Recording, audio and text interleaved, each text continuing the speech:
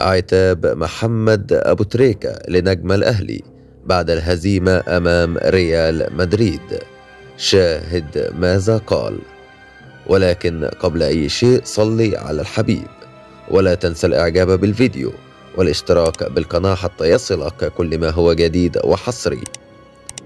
النجم محمد أبو تريكة في تصريحات صحفية نقلتها الإذاعة القطرية بين سبورت بعد هزيمة الأهلي من ريال مدريد، قال أبو تريكة: الأهلي رغم الهزيمة القاسية التي تعرض لها أمام ريال مدريد إلا أنه قدم مباراة ممتازة في ظل فارق الإمكانات بينه وبين الريال. يجب أن نعرف جيدا أن الأهلي كان يواجه بطل أبطال أوروبا. هناك فارق شديد بين مواجهة بطل أوروبا ومواجهة فرق الدوري مثل الزمالك والمحلة وفاركو وبيراميدز. الأهلي قدم مباراة جيدة وخرج بصورة مشرفة لمصر، وكان ند قوي لريال مدريد. لولا ضياع الفرص المحققة للأهلي لكانت المباراة خرجت بنتيجة أخرى. الأهلي أهدر 9 فرص محققة.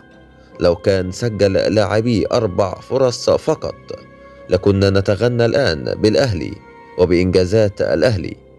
ولكن على كل شيء الأهلي قدم مباراة ممتازة ولاعبيه قدموا كل ما عليهم. ولعتاب صغير للاعب الأهلي محمد مجدي أفشة: أنت لاعب كبير والفرصة لن تأتي إلا مرة واحدة في العمر، ما بالك إنها جاءت أمام ريال مدريد. كنا ننتظر منك أكثر من ذلك، ولكن قدر الله ما شاء فعل. هذه هي كرة القدم.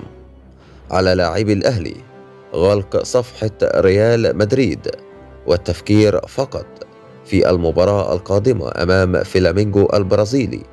ستكون مباراة مهمة للغاية وصعبة. فريق فلامينغو من الفرق التي تمتلك خبرات كبيرة في هذه البطولة. يجب الحذر كل الحذر من مدرب الأهلي ولاعبي النادي الأهلي.